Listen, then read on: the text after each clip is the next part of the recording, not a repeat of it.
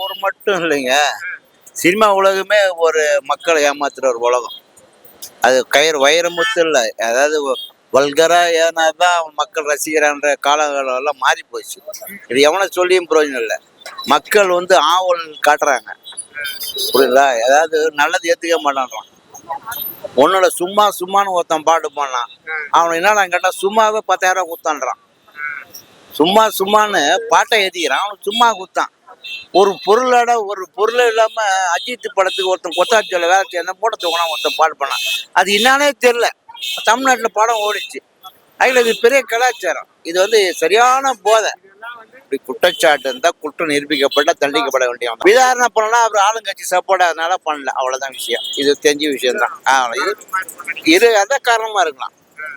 அரசாங்கத்துக்கு சாதகமா இருந்தா அரசாங்கம் மேல நடவடிக்கை, புரியல. அரசாங்கத்துக்கு பாதகமா இருந்தா உடனே நடவடிக்கை. இது இயல்பான விஷயம். இதுதான் விஷயம்.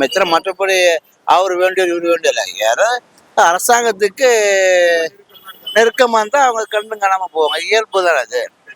சார், அரசாங்கம் தாங்க காரணம். சாராயத்தை விற்கிறது அரசாங்கம் தான், காசுது அரசாங்கம் தான். மக்களை குடிச்சாதான் நாடு ஓடுன்றான். எல்லா படத்தையும் காட்டுறது. நான் என்னென்ன தெரியாம கேட்குறீங்க, புரியுதா? இவ்வளவு பேர் குடிச்சா இவ்வளவு வருமானம்னு சொல்லி காமெடியா காட்டுறான், புரியுதா? நீ தள்ளாடனா அரசாங்கம் தள்ளாடுன்றான். இதுல பெரிய விஷயமே இல்லையே. இதுல சும்மா ரோட்ல போற கூட்ட கேட்கறது நம்மளுடைய அறியாம தான். பேசுற நானே முட்டாள் தான் நினைக்கிறேன். எதுனா இது ஊரஞ்ச விஷயங்க. இது இப்ப சாராயம் குடிது உடல் கெடுதுன்றான், இவனே விற்கிறானே. அப்ப எது உடல் கெடுது? ஆரோக்கியமான விஷயம் இந்த கேழ்வரகு கூழ் இதெல்லாம் அரசாங்கம் இது விற்குதா? அதெல்லாம் ஒண்ணுமே இல்லையே.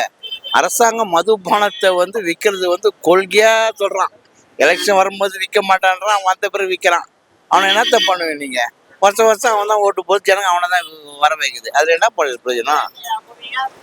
எங்க உளவுத்துறையும் ஒரு சம்மந்தப்பட்ட காவல் டிபார்ட்மெண்ட் தான். அவனே சொல்லலாம், அது அவனை தான் கேட்கணும். எங்க காவல்துறையா இருந்தா யாரா இருந்தாலுங்க குற்றச்சாட்டு ஒருத்தம் பண்றான். யாரு?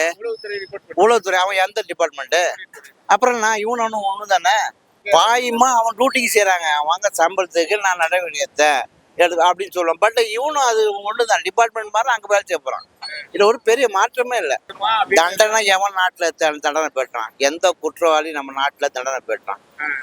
புரியுதா? தண்டனையே இல்லை. எப்படியாப்பட்ட அரசியல்வாதி உள்ள போற 4 வருஷம் 5 வருஷம் பாவம் மன்னிப்பு கேட்டு கேட்கிறான். சாதாரண பிட்பாயிண்ட் அடிக்கிறவ இந்த மாதிரி ரவுடிசம் மட்டும் இவன் தான் தண்டனை பெற்று வராங்க. பெரிய பெரிய ஆளுங்க எவனுமே தண்டனை அடைஞ்சாங்கன்னு இது சத்திரம் இல்லை சார்.